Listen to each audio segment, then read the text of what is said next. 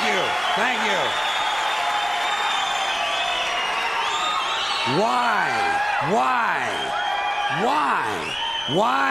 Why is it that most of the people who are against abortion are people you wouldn't want to fuck in the first place, huh?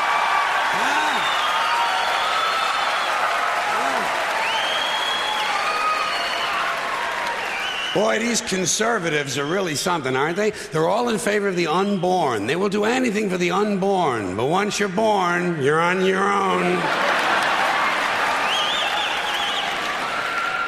Pro-life conservatives are obsessed with the fetus from conception to 9 months. After that, they don't want to know about you. They don't want to hear from you. No, nothing. No neonatal care, no daycare, no Head Start, no school lunch, no food stamps, no welfare, no nothing. If you're pre-born, you're fine. If you're preschool, you're fucked. You're fucked.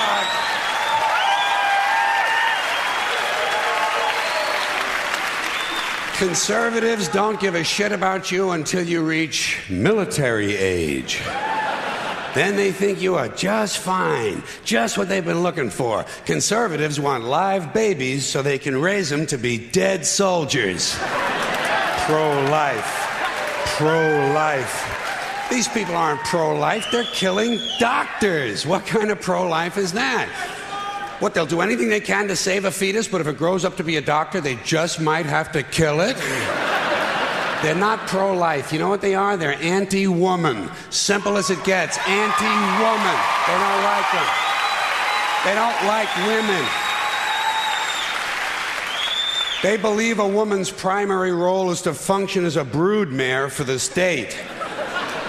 Pro-life. You don't see many of these white anti-abortion women volunteering to have any black fetuses transplanted into their uteruses, do you?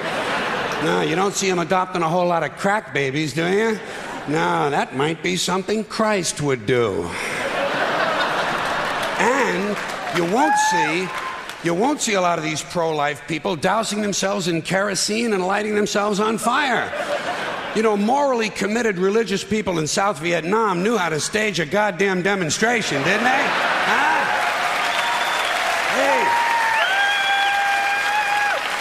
Hey. They knew how to put on a fucking protest. Light yourself on fire! Come on, you moral crusaders, let's see a little smoke to match that fire in your belly.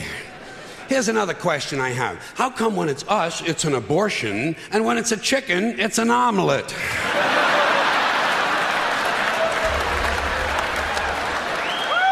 Wait.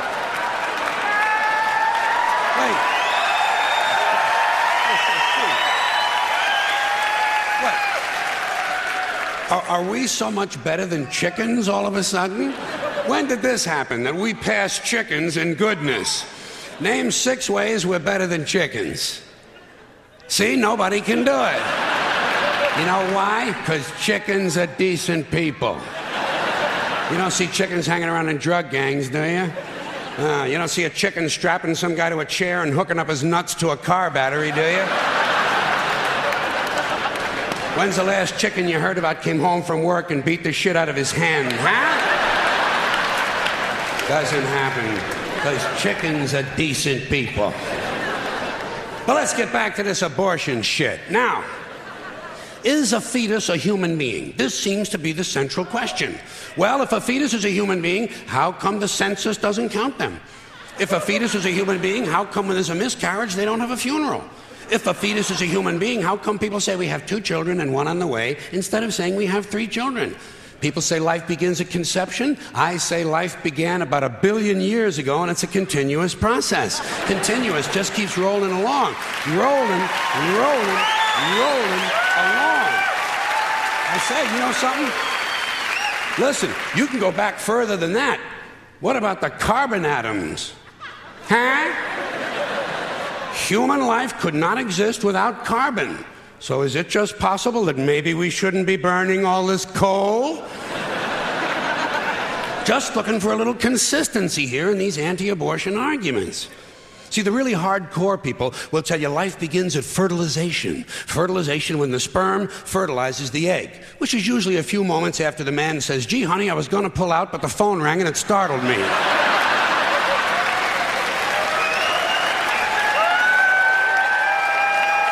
fertilization. But even after the egg is fertilized, it's still 6 or 7 days before it reaches the uterus and pregnancy begins. And not every egg makes it that far. 80% of a woman's fertilized eggs are rinsed and flushed out of her body once a month during those delightful few days she has. They wind up on sanitary napkins, and yet they are fertilized eggs. So basically what these anti-abortion people are telling us is that any woman who's had more than one period is a serial killer. Consistency. Consistency. Hey, if they really want to get serious, what about all the sperm that are wasted when the state executes a condemned man and one of these pro-life guys who's watching comes in his pants, huh? Here's a guy standing over there with his jockey shorts full of little Vinnies and Debbies, and nobody's saying a word to the guy. Not every ejaculation deserves a name. Now, speaking of consistency, Catholics, which I was until I reached the age of reason,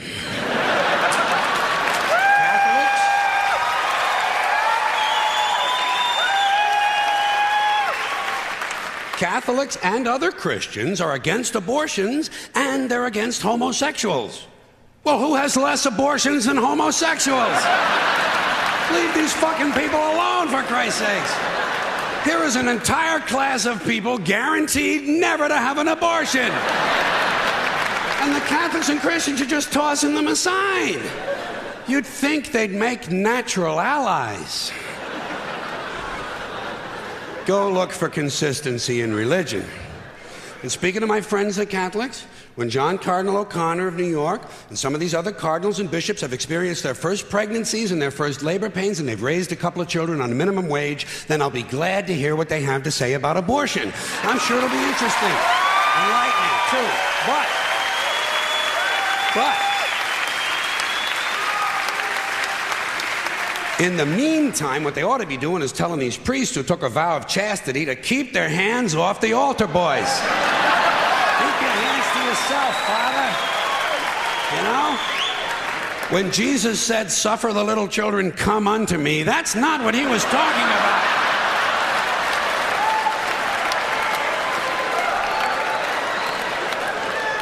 So you know what I tell these anti-abortion people? I say, hey, if you think a fetus is more important than a woman, try getting a fetus to wash the shit stains out of your underwear.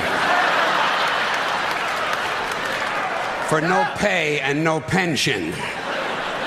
I tell them, think of an abortion as term limits. That's all it is. Biological term limits.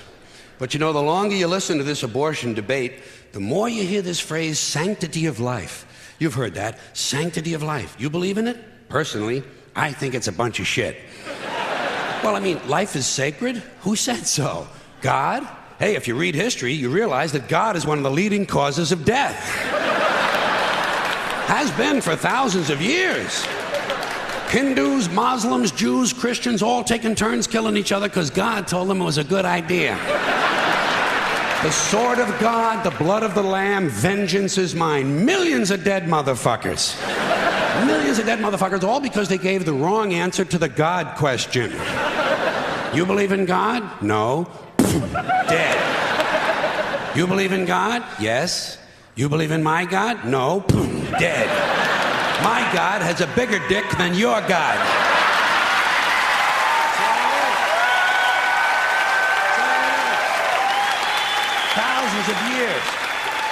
Thousands of years, and all the best wars, too. The bloodiest, most brutal wars fought, all based on religious hatred, which is fine with me, eh? Anytime a bunch of holy people want to kill each other, I'm a happy guy.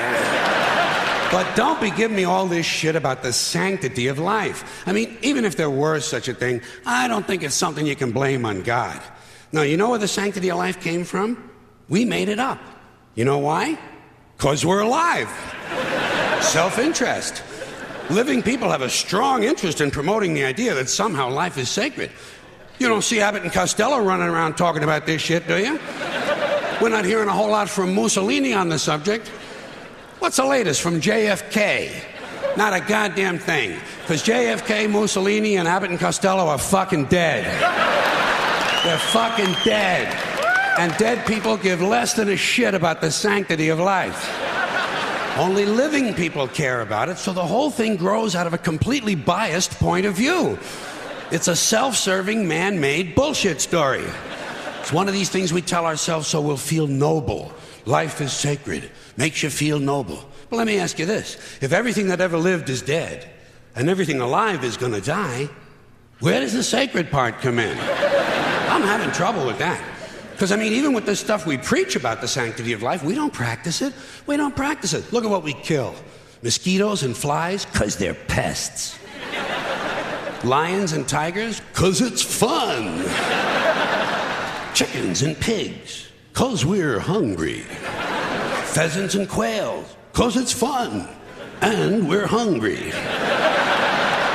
And people, we kill people, because they're pests. And it's fun.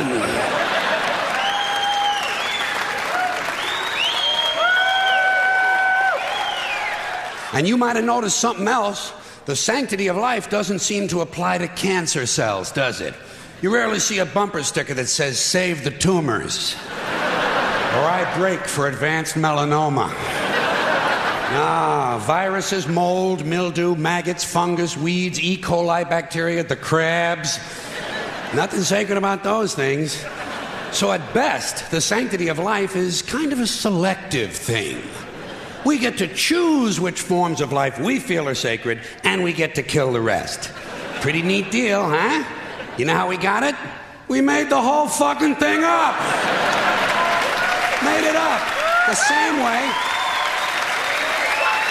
Thank you. The same way we made up the death penalty. We made them both up, sanctity of life and the death penalty. Aren't we versatile? And you know, in this country now, there are a lot of people who want to expand the death penalty to include drug dealers. This is really stupid.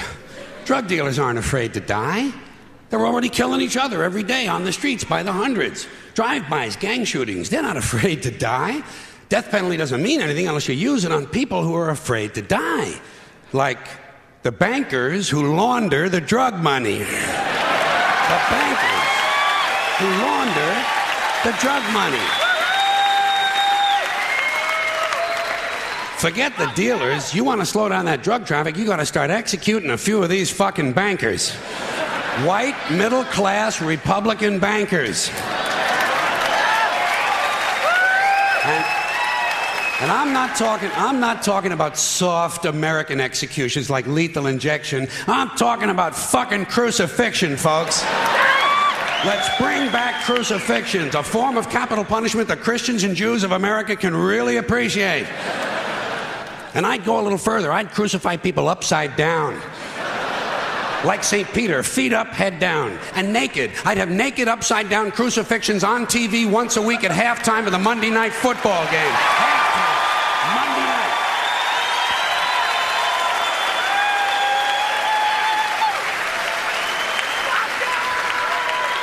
The Monday night crucifixions. You'd have people tuning in, don't even care about football. Wouldn't you like to hear Dan Deerdorf explain why the nails have to go in at a certain angle? And I'll guarantee you one thing, you start executing, you start nailing one white banker per week to a big wooden cross on national TV, you're going to see that drug traffic begin to slow down pretty fucking quick. Pretty fucking quick. You won't even be able to buy drugs in schools and prisons anymore.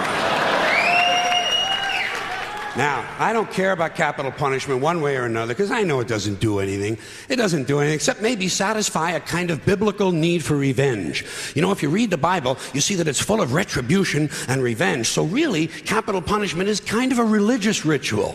It's a purification rite. It's a modern sacrament. And as long as that's true, I say, let's liven it up a little. I honestly believe if you make the death penalty a little more entertaining and learn to market it correctly, you just might be able to raise enough money to balance the stupid fucking budget. Balance the stupid fucking budget. And don't forget, the polls show the American people want capital punishment and they want a balanced budget. And I think even in a fake democracy, people ought to get what they want once in a while, just to feed this illusion that they're really in charge. Let's use capital punishment the same way we use sports and television in this country to distract people and take their minds off how bad they're being fucked by the upper 1%. Now, Unfortunately, Monday Night Football doesn't last long enough. What we really need is year-round capital punishment on TV every night with sponsors. Gotta have sponsors. I'm sure as long as we're killing people, Marlboro Cigarettes and Dow Chemical will be proud to participate. Proud to participate. Balance the stupid fucking budget. And let me say this to you, my interesting Judeo-Christian friends, not only do I recommend crucifixions, I'd be in favor of bringing back beheadings. Beheadings on TV, slow motion, instant replay. And maybe you could let the heads roll down a little hill and fall into one of 5 numbered holes.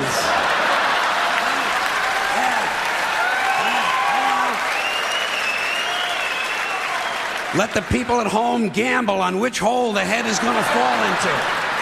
And you do it in a stadium so the mob can gamble on it too. Raise a little more money. And if you want to expand the violence a little longer to sell a few more commercials, instead of using an axe, you do the beheadings with a handsaw. Hey, don't bail out on me now, goddammit.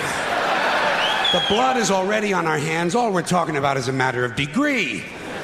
You want something a little more delicate? We'll do the beheadings with an olive fork. That would be nice, and it would take a good goddamn long time. There's a lot of good things we could be doing. When's the last time we burned someone at the stake? It's been too long.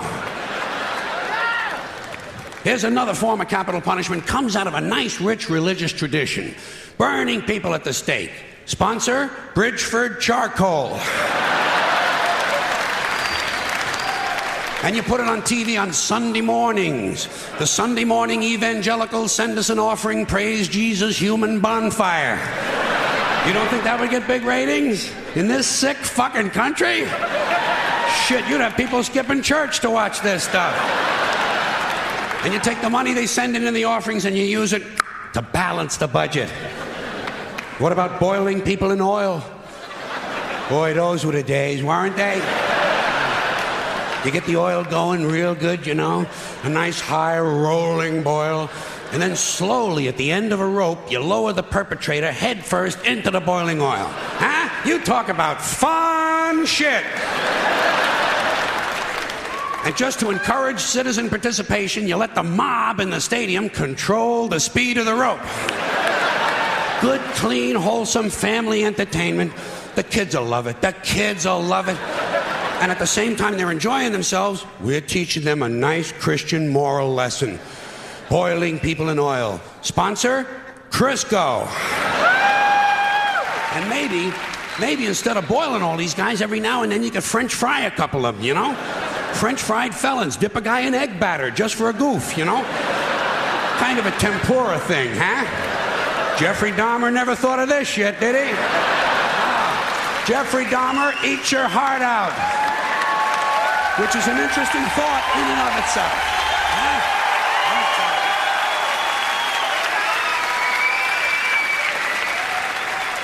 All right, enough nostalgia. What about some modern forms of capital punishment? How about we throw a guy off the World Trade Center and whoever he lands on wins the Publishers Clearinghouse? Okay, something a little more sophisticated. You dip a guy in brown gravy and lock him in a small room with a Wolverine who's high on angel dust. There's one guy's not going to be fucking with too many kids at the bus stop for a while, huh? Here's something really nice you could do. You shoot a guy out of a high-speed catapult right into a brick wall. Trouble is, it would be over too quick. No good for TV, you know. You'd have to do a whole bunch of guys right in a row. Rapid fire capital punishment. 15 catapults. While you're shooting off one, you're loading up the others. Of course, every now and then you would have to stop to clean off the wall. Cleanliness, right next to godliness. All right, high tech. I sense some of yous are waiting for high tech. I got it. You take a small tactical nuclear weapon and stick it up a guy's ass. A thermonuclear suppository. Preparation H-bomb. You talk about fallout, huh? Whoa. Or you take the bomb and you stick it just inside that little hole on the end of a guy's dick, you know? Yeah, a bomb in a dick. When it goes off, the guy wouldn't know whether he was coming or going. Get out of here. I got you. Hey. Listen. Hey. I got a lot of good ideas. Balance the stupid fucking budget. Here's another idea. I'm going to save you a whole lot of money on prisons, but at the same time, we are still going to remove from society many of our more annoying citizens. 4 groups are going away permanently. First group, violent criminals. Here's what you do with these Emmy Award winners. You take the entire state of Kansas. You move everybody out. You give them a couple of $100 for their inconvenience, you know. Gotta be fair. And then you move them out, you put a big 10-story electric fence around Kansas, and Kansas becomes a permanent prison farm for violent criminals. No parole, no police, no supplies. The only thing you give them is lethal weapons and live ammunition so they can communicate in a meaningful way. Then you put the whole thing on cable TV. The Violence Network, VNN. And for a corporate sponsor, you get one of those companies that loves to smear its logo feces all over the landscape. Budweiser will jump at this shit in half a minute. All right, next group, sex criminals. Completely incurable, you gotta lock them up. You could outlaw religion and most of these sex crimes would disappear in a couple of generations. But we don't have time for rational solutions. Much easier to fence off another rectangular state.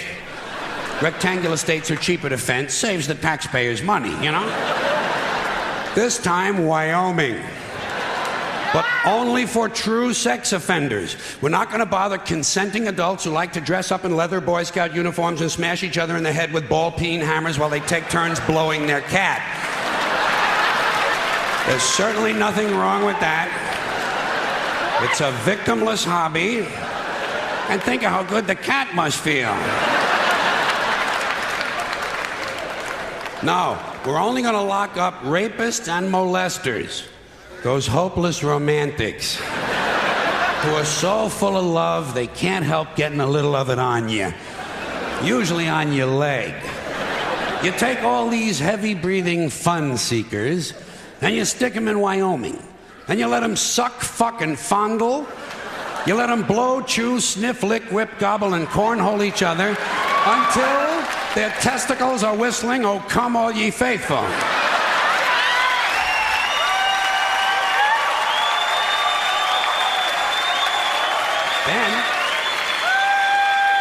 Then you turn on the cameras and you got the Sperm Channel.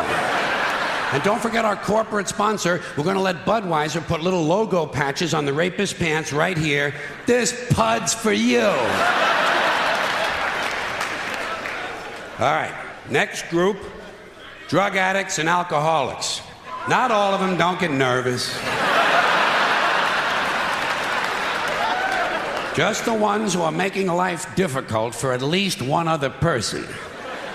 And we're not going to bother first offenders. People deserve a chance to clean up. Everyone will get 12 chances to clean up. Okay, all right, 15. That's fine, and that's it. If you can't make it in 15 tries, off you go to Colorado. A perfect place for staying loaded. Each week, all of the illegal drugs confiscated in the United States that the police and DEA don't keep for their own personal use will be airdropped into Colorado. And we're going to turn the Coors Brewery over to the beer-drinking assholes, and everyone can stay wasted, wired, stoned, bombed, hammered, smashed, and shit-faced round the clock on another new cable channel, Shit-Face Central. This is the real Rocky Mountain High.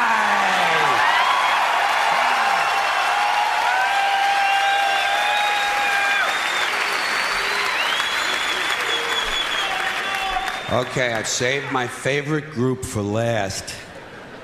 The maniacs and crazy people. Yeah. The ones who live out where the buses don't run. And I distinguish between maniacs and crazy people. A maniac will beat 9 people to death with a steel dildo. A crazy person will beat 9 people to death with a steel dildo, but he'll be wearing a Bugs Bunny suit at the time. So you can't put them all away. You know, you got to keep some of them around just for the entertainment. Like a guy who tells you the King of Sweden is using his penis as a radio transmitter to send anti-Semitic lesbian meatloaf recipes to Soupy Sales and Marvin Hamlish. A guy like that, you want to give him his own radio show. No, the Maniac Farm will be reserved strictly for hopeless cases, like a guy who gets a big tattoo on his chest of Liza Minnelli taking a shit. You know? And he tells you if he wiggles a certain way, it looks like she's wiping her ass, you know? A guy like that, you want to get him into custody as quickly as possible. Now, for the Maniac Farm, I think there's no question we got to go with Utah. Utah, easy to fence, right next to Wyoming and Colorado is right next to Kansas, and that means all 4 groups of our most amusing citizens are now in one place, except for the big fences. And I think I have another one of my really good ideas for cable TV. Gates. Small sliding gates in the fences. Think of what you've got here. Think of what you've got. Predators, degenerates, crackheads, and fruitcakes. 900 miles of fence separating them. Every 50 miles, you put a small sliding gate. But the gates are only 10 inches wide, and they're only open once a month for 7 seconds. And you know something? Fuck cable. This shit has got to be on pay-per-view.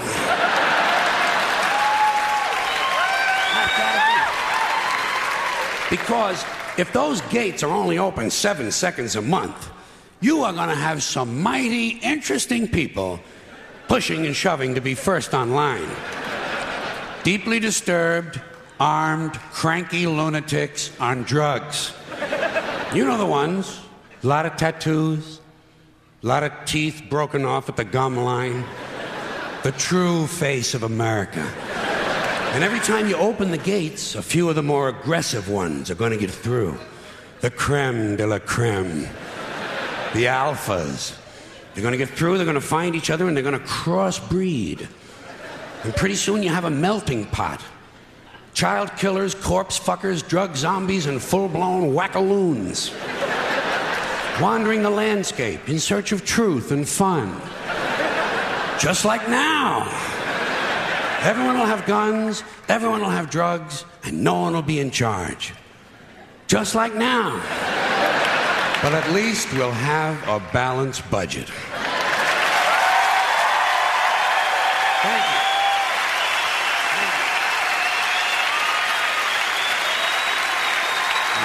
Thank you very much. I appreciate it. Thank you. Thank you. Hey. Time for a few fart jokes. Where would a comedy show be without a few fart jokes? Question. Did you ever have to fart on a bus or an airplane or in some public place, but you hadn't been farting all that day? So you didn't really know the nature of the beast. You only knew there was lots of it. In a situation like that, what you have to do is to release a test fart.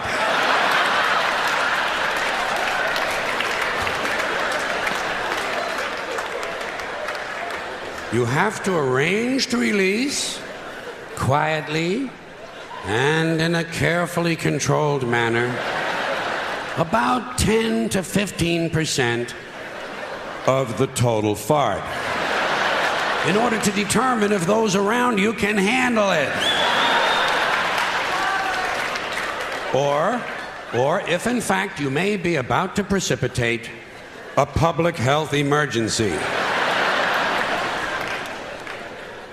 When releasing a test fart, it is often good to engage in an act of subterfuge, such as reaching for a magazine.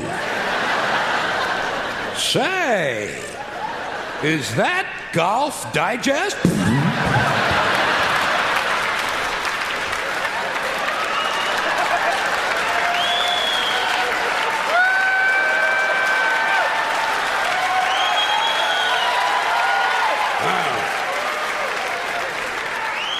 That doesn't smell too horrifying. In fact, in an odd way, it's rather pleasant. I think they ought to enjoy the rest of this baby. And it turns out to be one of those farts that would strip the varnish off a Foot Locker. A fart that could end a marriage. And everyone around you heads for the exits. Even the people on the airplane. As you realize, it is time to review your fiber intake. It might not be necessary, after all, each morning to eat an entire wicker swing set. I have no ending for this, so I take a small bow. Thank you. I appreciate that. Thank you. Okay. Now this next thing is about the English language. It's about little expressions we use. We all say them, the little sayings and expressions that we use all the time, most of us, and we never really seem to examine these expressions very carefully at all. We just sort of say these things as if they really made sense. Like, legally drunk. Well, if it's legal, what's the fucking problem?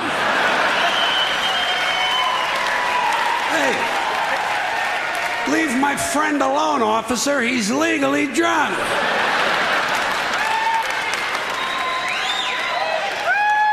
You know you can stick it. Well, why do we always assume everyone knows where they can stick it? Suppose you don't know. Suppose you're a new guy. You have absolutely no idea where to stick it. I think there ought to be a government booklet entitled Where to Stick It. Now that I think of it, I believe there is a government booklet like that.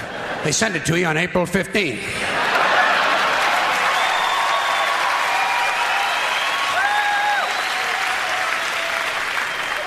Undisputed heavyweight champion.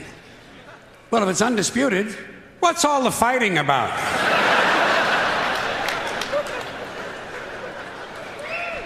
It's the quiet ones you gotta watch. You know that one, huh? Every time you see a story about a serial killer on TV, what do? They bring on the neighbor. And the neighbor says, well, he was always very quiet. And someone in the room says, it's the quiet ones you gotta watch. This sounds to me like a very dangerous assumption. I will bet you anything that while you're watching a quiet one, a noisy one will fucking kill you. Suppose you're in a bar and one guy's sitting over on the side reading a book, not bothering anybody. Another guy's standing up at the front with a machete, banging it on the bar, saying, I'll kill the next motherfucker who comes in here. Who are you gonna watch? You're goddamn right. Lock him up and throw away the key. This is really stupid. Where are you going to throw the key? Right out in front of the jail? His friends will find it. How far can you throw a key? 50, 60 feet the most. Even if you lay it flat on its side like that and you scale it, what do you get? An extra 10 feet, tops. This is a stupid idea, needs to be completely rethought. Down the tubes. Hear that one a lot. People say, the country is going down the tubes. What tubes? Have you seen any tubes? Where are these tubes?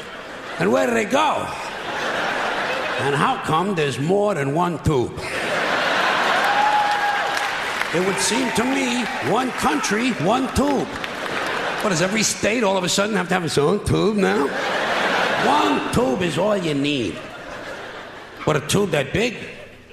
Somebody would have seen it by now.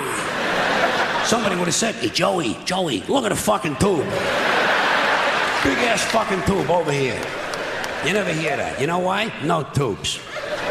We don't have tube one. We are essentially tubeless.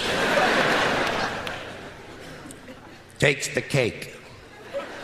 You know? Say, boy, he really takes the cake. Where? Where do you take a cake? To the movies? You know where I would take a cake?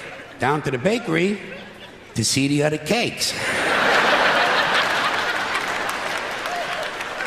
And how come he takes the cake? How come he don't take the pie? Pie is easier to carry than the cake. Easy as pie. Hey, wait. Cake is not too hard to carry either. Piece of cake. The greatest thing since sliced bread. So this is it, huh, folks? Couple of 100,000 years.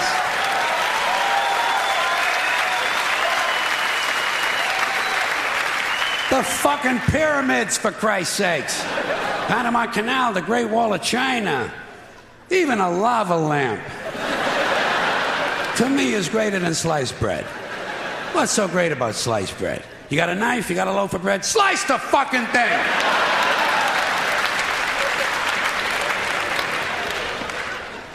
And get on with your life. Out walking the streets. You know, guy gets a parole. They say, now instead of being in prison, this guy is out walking the streets. How do we know? Maybe the guy's home banging the babysitter. Not everybody gets a parole is out walking the fucking streets. A lot of times they steal a car, you know. And we ought to be glad. Thank God he stole a car. At least he's not out walking the streets.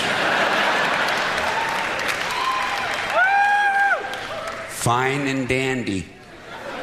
That's an old-fashioned one, isn't it? Yeah. Say to a guy, how are you? He says, fine and dandy. Not me. I never say that. You know how come? Because I'm never both of those things at the same time. Sometimes I'm fine, not dandy. Close to dandy, approaching dandy, in the vicinity of dandyhood. Not quite fully dandy. Other times, I am indeed highly dandy.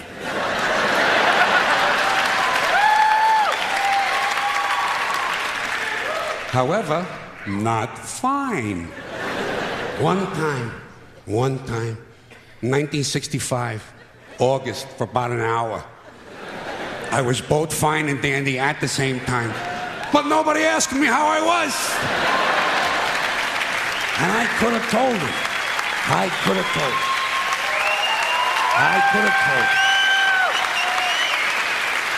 I could have said to the person, fine and dandy. I consider it a lost opportunity. Walking papers, you know? Guy gets fired. You say, geez, poor guy. Well, they give him his walking papers today. Did you ever get any walking papers? Seriously? Believe me, in my life, I got fired a lot of times. You can tell. Never got any walking papers. Never got a pink slip either. You know what I would get? A guy would come around to my desk and say, get the fuck out of here!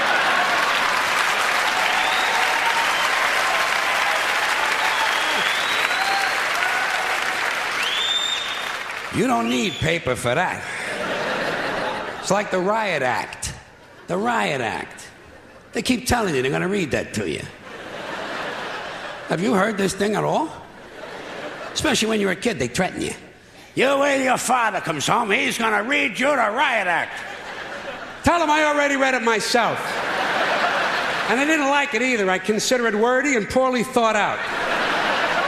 He wants to read me something. How about the Gentleman's Guide to the Golden Age of Blowjobs?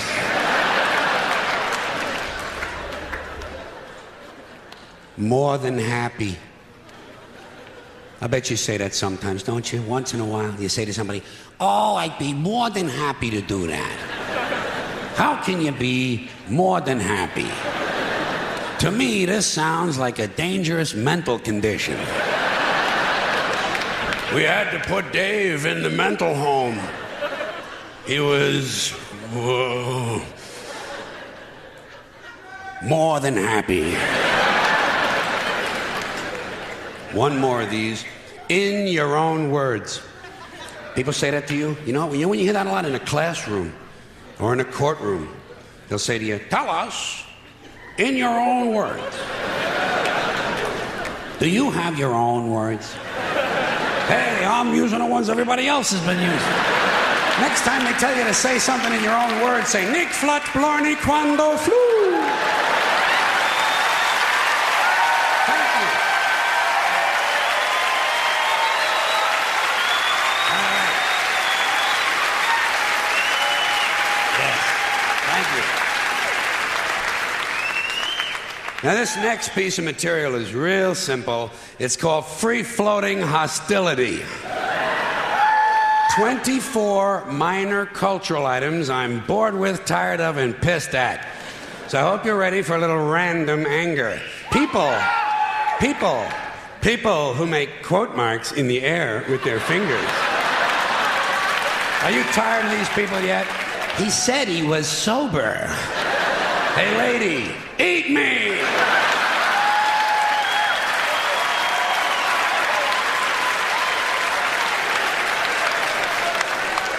Bada boom, bada bing. Next guy says to me, bada boom, bada bing, is getting kicked right in the fucking nuts. Bada boom, motherfucker! You want to try bada bing? Bad hair day. Where did this shit come from? What a superficial culture. Put on a hat and go to work, you shallow cunt.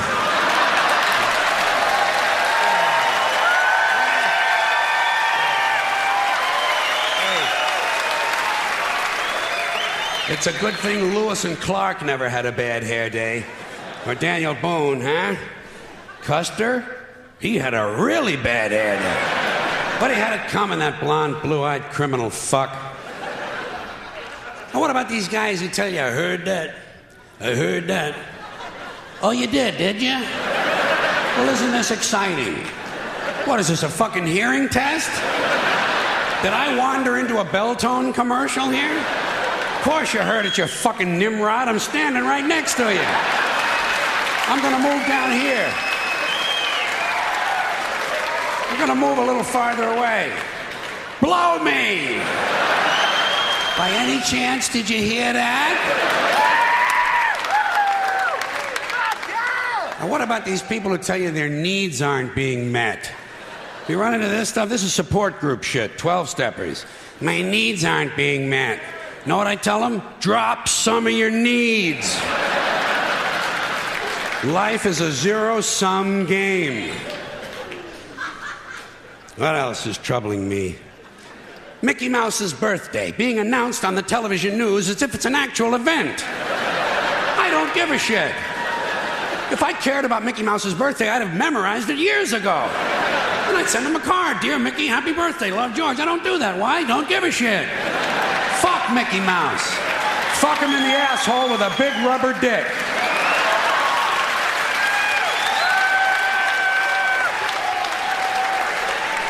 Then break it off and beat him with the rest of it. I hope Mickey dies. I do. I hope he goddamn dies. I hope he gets a hold of some tainted cheese and dies lonely and forgotten behind the baseboard of a soiled bathroom in a poor neighborhood with his hand in Goofy's pants. Mickey Mouse. No wonder no one in the world takes our country seriously. We waste valuable television time informing our citizens of the age of an imaginary rodent. Now let me ask you this. The two pandas in the zoo, do you care if they fuck? I don't. Why don't they stop telling me on the news the pandas didn't fuck again this year? I'm not concerned. I have no emotional stake in panda fucking, all right? If they want to, they will. If not, they'll watch The Price is Right. Probably the only reason they're not doing it on time is because some jackoff from the environmental movement has moved into the cage with them. Could you get a hard on if some guy in a green t-shirt with a stopwatch was taking your girlfriend's rectal temperature? Leave these creatures alone. And, okay, let me get a sip of water here. Hold on. All right. And as long as we're talking about the news, I don't want to hear anything more about sperm, egg donors, surrogate in vitro test tube, biological adoptive foster parents who want their baby back. Baby Jane, baby Ruth, baby this, baby that, baby it's cold outside. I don't give a shit. Leave me alone and keep it off my TV. Sick American shit. I'm also tired of hearing about innocent victims. This is an outmoded idea. There are no innocent victims. If you live on this planet, you're guilty, period. Fuck you, end of report. Next case. Next fucking case. Next case. Your birth certificate is proof of guilt. And what happened in this country that now suddenly everyone is walking around with their own personal bottle of water? When did we get so thirsty in America? Is everybody so dehydrated they have to have their own portable supply of fluids with them at all times? Get a drink before you leave the house. Another crime against society, hyphenated names. Hey, lady, pick a fucking name, would you please? Pick a fucking name. Hi, I'm Emily Jericho Fortescue. Hi, I'm George Jerk Me Off. Fuck you, too. You don't acquire personal dignity by adding a name to your name. Feminists think it's a radical act. It's not. Castrating a guy in a parking lot with a Coke bottle is a radical act. Hyphenating your name is pretentious bullshit. And what is going on with all these telephone calling plans? MCI, AT&T, is this shit really necessary? When did the phone bill become life's most critical document? In a country where you can buy cinnamon dental floss, cheese in a spray can, and edible women's panties, are people really breaking their balls to save 9 cents on a fucking phone call? You know,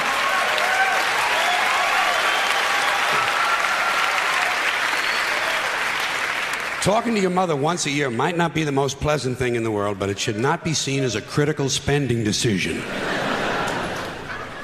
Something else I don't understand, motivation tapes, motivation books. What happened here? Suddenly everybody needs to be motivated? It's a fairly simple thing. Either you want to do something or you don't. What's the big mystery? Besides, if you're motivated enough to go to the store to buy a motivation book, aren't you motivated enough to do that? So you don't need the book. Put it back. Tell the clerk, fuck you, I'm motivated, I'm going home.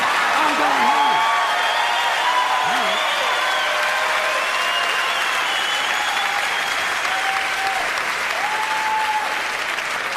And can anyone explain to me the need for 1 hour photo finishing? You just saw the fucking thing.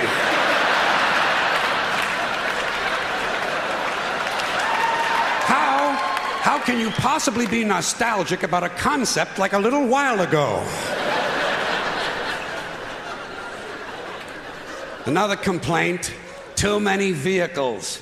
There are some families in this country own entirely too many vehicles. You see them on the highway in an RV. But that's not enough for them. RV's not enough.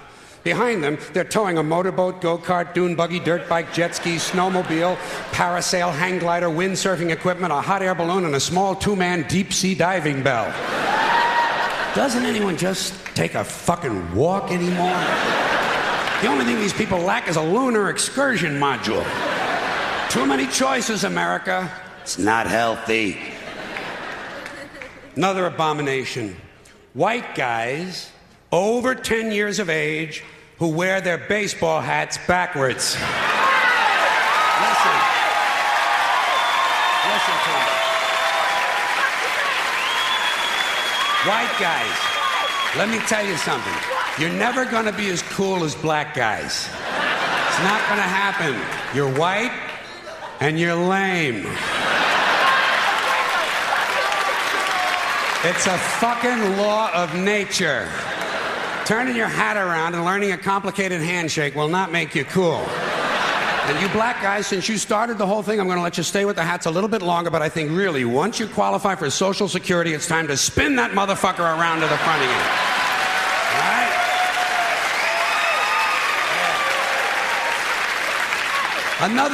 Another tip for the men. The earring, the thing with the earrings, it's over. It's been over for a long time. Doesn't mean anything anymore. It was supposed to piss off the squares. The squares are wearing them now. Doesn't mean anything. It's just fucking jewelry. Unless you have an earring with a live baby hanging from it, it's just jewelry. And I want you to know I'm in favor of self-mutilation and personal disfigurement. I've always said there's nothing like puncturing and perforating your skin in a dozen or so places in order to demonstrate your high self-esteem. When I see a young man decorating his scalp with a soldering iron, I say, there's a happy guy. Thinks highly of himself. And haven't we gone a little overboard with these colored ribbons for different causes? Every cause has its own colored ribbon now. Red for AIDS, blue for child abuse, pink for breast cancer, green for the rainforest, purple for urban violence. I got a brown one. You know what it means? Eat shit, motherfucker! Eat shit, motherfucker!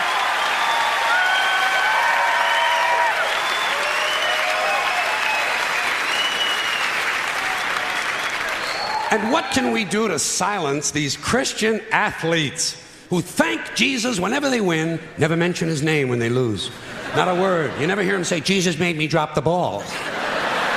The good Lord tripped me up behind the line of scrimmage. According to these guys, Jesus is undefeated. Meanwhile, these assholes are in last place. Must be another one of those miracles. And speaking of delusional people, what about a guy who hears a voice in his head tells him to kill his entire family, so he does it? Is this the only thing a voice in the head ever tells these people to do is to kill others? Doesn't a voice ever tell a guy, go take a shit on the salad bar at Wendy's?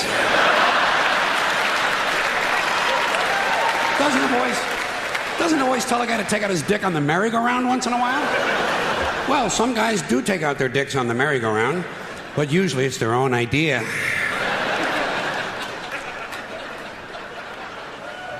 Something else I can do without: aftershave and cologne. And this disgusting shit that men put on their bodies. Just what I need in the elevator. Some guy standing next to me smells like a fucking pine tree. I say, go home and wash, you smelly prick. You smell like the urinal in a Portuguese cat house. God damn, guys are stupid. Guys are really fucking dumb. They think they're gonna get laid with this stuff, you know. Oh yeah, they put it on at home. Oh boy, I'll get laid tonight, I'll get laid tonight. You don't get laid with green shit that comes out of a bottle, okay? And the only smell that's gonna help you get laid might be your own natural scent. You have pheromones. It's a secondary sex characteristic. People in America, nervous about sex. They wanna cover that up and disguise it. Guys in Europe, they know how to live. Guy gets in the elevator over there, he smells like a pile of dog shit. Those people are sophisticated.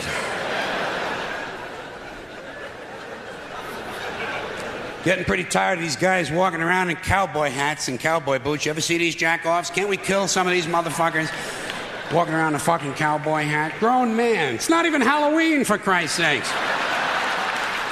I say, hey, Tex, grow up and get yourself a wardrobe consistent with the century you're living in. Why do certain men feel the need to dress up as mythic figures? You don't see anyone walking around in a pirate costume, do you? When's the last guy you ran into had on a Viking outfit? Make-believe cowboys. Closest they ever got to a cow is when they stopped to take a piss at an Arby's. And camcorders. Here is technology gone berserk. Everywhere you go now, there's some dick, some yo-yo, some putz with a camcorder, and he is going to tape everything. Doesn't anyone in this country just stop and look at things anymore? Sort of take them in? Maybe even remember them? Is that just a strange notion? Does experience have to be documented and brought home and saved on a shelf? And do people really watch this shit? Are people's lives so bankrupt they sit at home looking at things they already did? And these guys are so intense, you know? It's always guys. They won't let women touch the cameras. It's a highly technical skill. Look through a hole, push on a button, big skill, and they all think they're Federico Fellini. Ever seen any of this shit? Low angles, zooms, and pans, and it's the same ugly 3 children in every goddamn shot.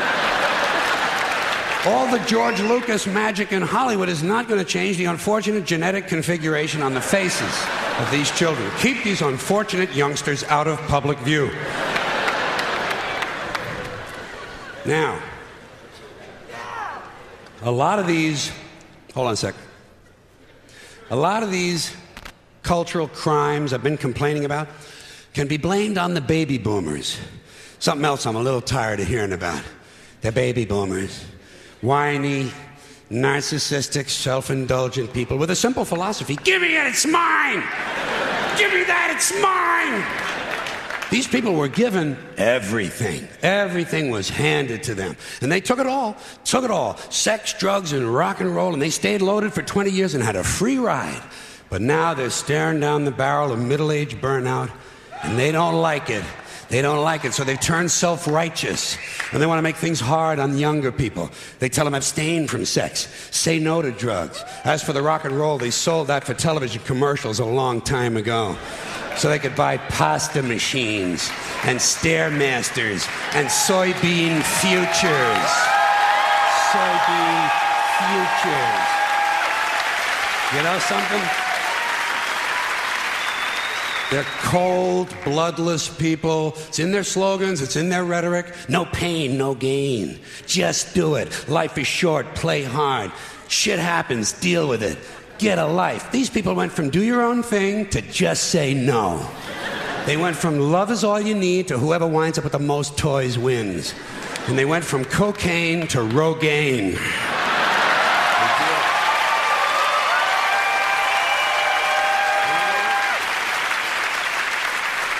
And you know something? They're still counting grams, only now it's fat grams. And the worst of it is the rest of us have to watch these commercials on TV for Levi's loose-fitting jeans and fat-ass Docker pants. Because these degenerate, yuppie, boomer cocksuckers couldn't keep their hands off the croissants and the Haagen-Dazs. And their big fat asses have spread all over and they have to wear fat-ass Docker pants. Fuck these boomers, fuck these yuppies. And fuck everybody, now that I think of it. Fuck everybody.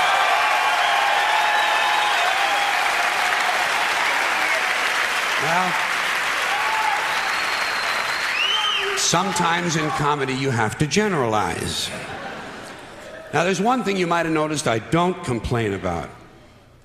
Politicians. Everybody complains about politicians. Everybody says they suck. Well, where do people think these politicians come from? They don't fall out of the sky. They don't pass through a membrane from another reality. They come from American parents and American families, American homes, American schools, American churches, American businesses, and American universities, and they're elected by American citizens. This is the best we can do, folks. This is what we have to offer. It's what our system produces. Garbage in, garbage out. If you have selfish, ignorant citizens,